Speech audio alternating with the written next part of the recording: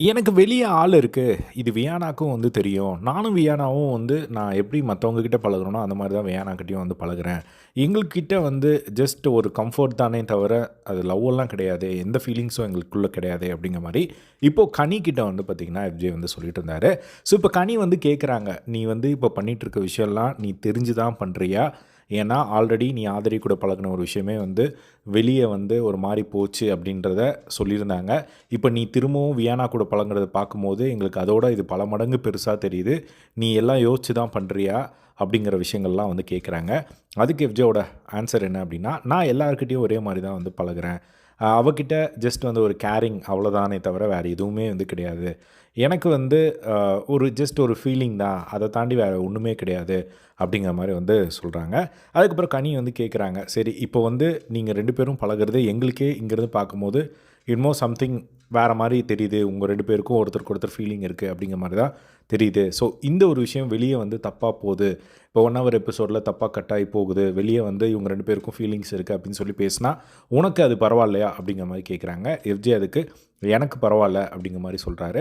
சரி அது வந்து வியானாக்கு பரவாயில்லையா? அப்படிங்கிற மாரி கேட்குறாங்க. அது வந்து நாங்க ஆல்ரெடி பேசிட்டோம்.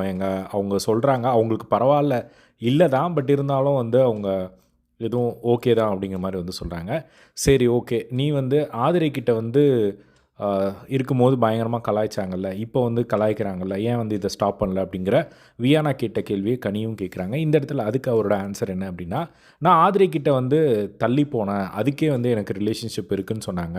நான் இப்போ வியானா விட்டு தள்ளி போனாலும் வந்து எனக்கும் அவளுக்கும் ரிலேஷன்ஷிப் வச்சு தான் வந்து பேச தான் போறாங்க. பின்னாடி பேசுகிறவங்கள நம்ம ஸ்டாப் பண்ண முடியாது அப்படிங்கிற இப்படி ஒரு பாயிண்ட் ஆஃப் வியூவ எஃப்ஜே எடுத்துகிட்டு வந்தது ஷாக்கிங்கா இருந்தது. அதுக்கப்புறமா சரி இது வந்து தப்பா போகாதுன்னு நீ நினைக்கிறியா? அப்படின்னா, ஆமா தப்பா போகாது. சரி நீ வந்து எப்படி வந்து இப்போ வெளிய தப்பா போனாலும் பிரச்சனை இல்ல ஹேண்டில் பண்ணிப்பேன்னு சொல்றியோ, அதே மாரி நீ தெளிவா, ஓப்பனா போயிட்டு வியானாகிட்டயும் வந்து சொல்லிடு. அதுக்கப்புறம் கடைசில வந்து எனக்கு துரோகம் பண்ணிட்டான் எஃப்ஜே அப்படிங்கிற மாரி சொல்லிடக்கூடாது அவன். ஏன்னா, எனக்கு உன் மேல கன்சர்ன் இருக்கிறனால தான் இந்த ஒரு விஷயத்த உன்கிட்ட எடுத்துட்டு வந்து சொல்றேன். ஸோ நீ அதனால தெளிவா வியானா கிட்ட நீ பேசி இந்த ஒரு டிசிஷன வந்து எடுத்துக்கோ. அதுக்கப்புறம் நீங்க எப்படி வேணா வந்து பேசுங்க. அது பிரச்சனை கிடையாது. ஆனா, இந்த ஒரு தெளிவு 2 பேரோட மைண்ட்லயும் வந்து இருக்கணும். அப்படிங்கிற மாரி சொன்னதுக்கப்புறம், அவங்க வந்து சரி ஓகே நான் பேசுறேன் அப்படிங்கிற மாரி சொன்னாங்க. அதே மாரி உனக்கு ஆள் இருக்கு அப்படிங்கிற ஒரு விஷயமும் வந்து அவளுக்கு தெரியுமா அப்படின்னு சொல்றாங்க. இந்த ஒரு மேட்டர் புதுசா இருக்கே அப்படிங்கிற மாரி தான் இருந்தது. ஸோ நான் இந்த ஒரு விஷயத்த 2 பேர்கிட்ட தான் ரம்யா கிட்டயும் அண்ட் கனி உன்கிட்ட மட்டும் தான் சொல்லியிருக்கேன். எனக்கு தெரிஞ்சு யார் சொன்னாங்கன்னு தெரியல. எனக்கு ஆள் இருக்கு அப்படிங்கிறது வியானாக்கும் வந்து தெரியும் தான். அதெல்லாம் ஒண்ணும் பிரச்சனை இல்ல அப்படிங்கிற மாரி தான் இப்ப அவரு வந்து சொன்னது. ஸோ இப்ப அவரு என்ன கன்க்ளூட் பண்றாரு அப்படின்னா, எனக்கு வியானா மேல எந்த ஒரு ஃபீலிங்ஸ் எல்லாம் கிடையாது. ஸோ இந்த ஒரு சுத்தி நம்ம சரவுண்டிங் வந்து க்ளோஸ்டா இருக்கிறனால நம்மளுக்கு இங்க ஒரு சப்போர்ட் தேவைப்படுது. அந்த மாரி ஒரு சப்போர்ட் தான் எனக்கு அவளுக்கு நான் அப்படிங்கிற மாரி வந்து இப்போ சொல்லியிருக்காங்க எஃப்ஜே.